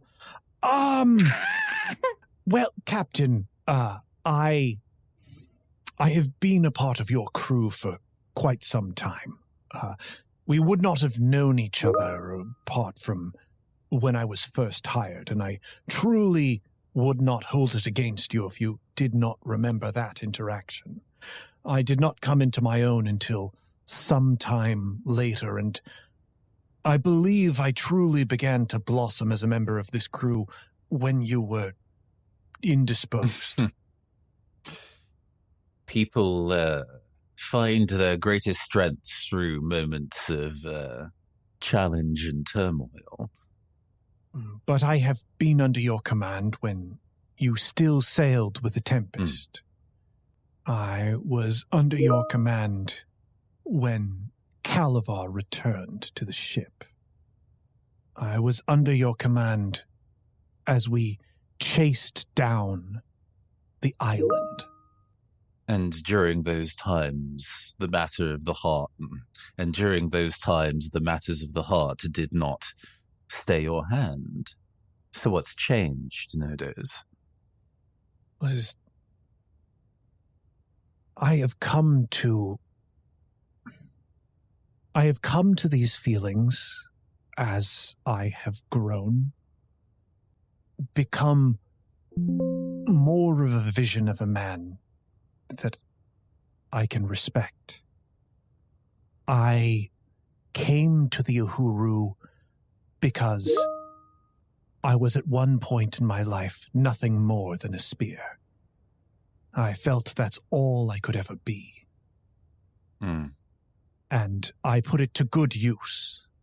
I figured if I was to die upon the battlefield, as part of the crew of the Uhuru, led under Captain Oromar Vale, then whatever blood I spilt and whatever blood I let, that could become the foundation of something greater.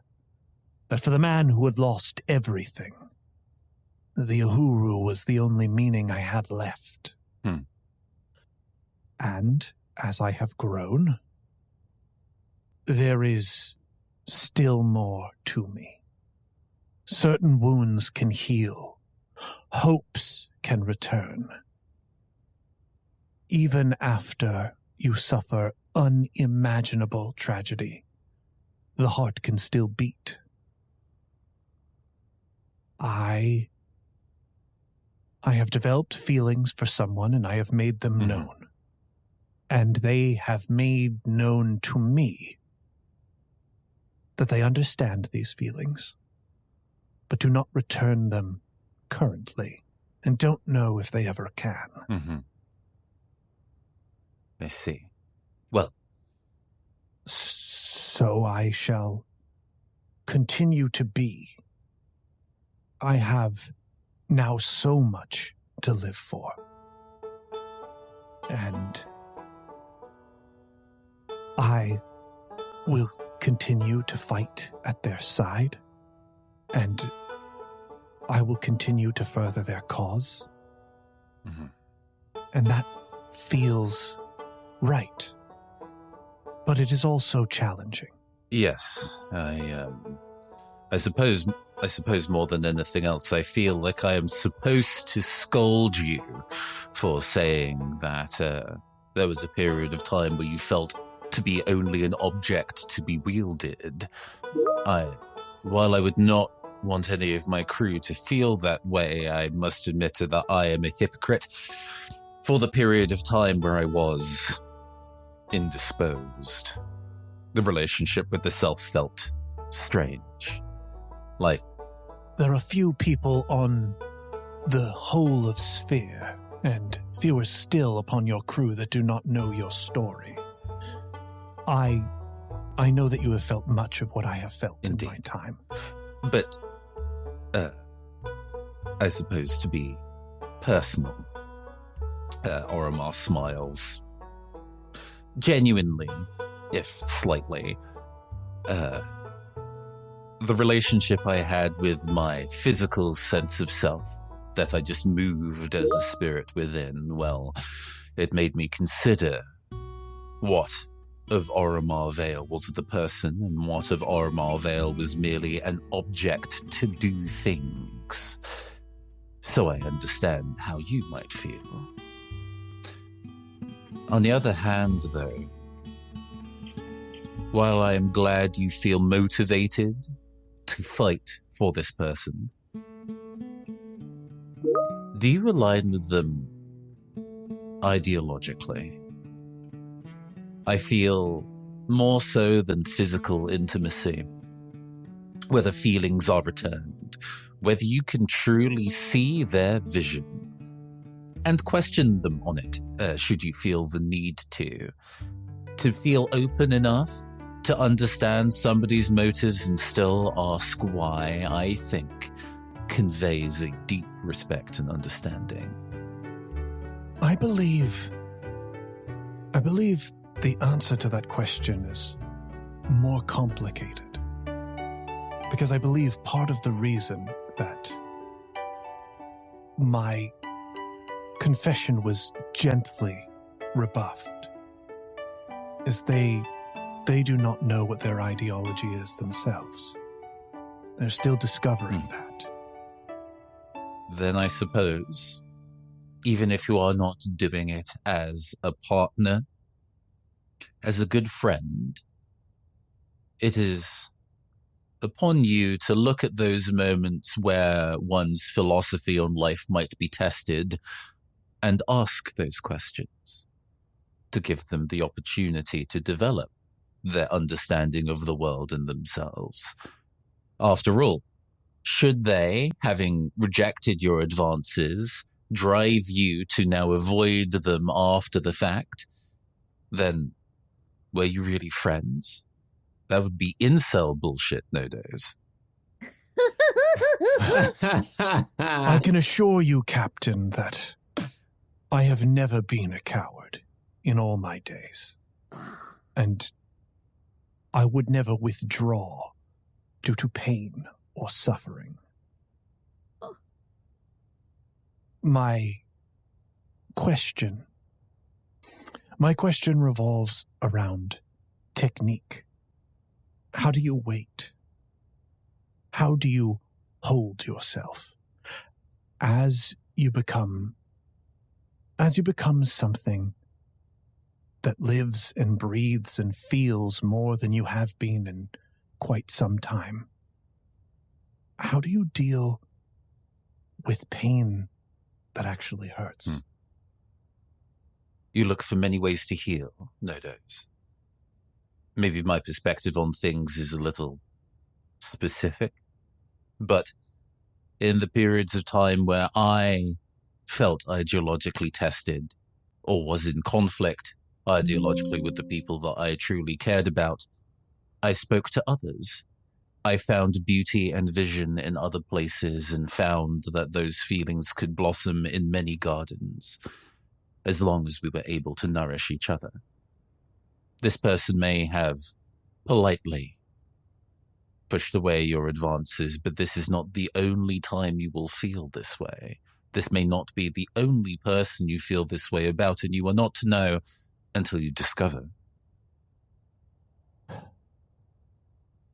Then perhaps this conversation, saying these things aloud, perhaps that is all I need for the time being. Go get him, Tiger.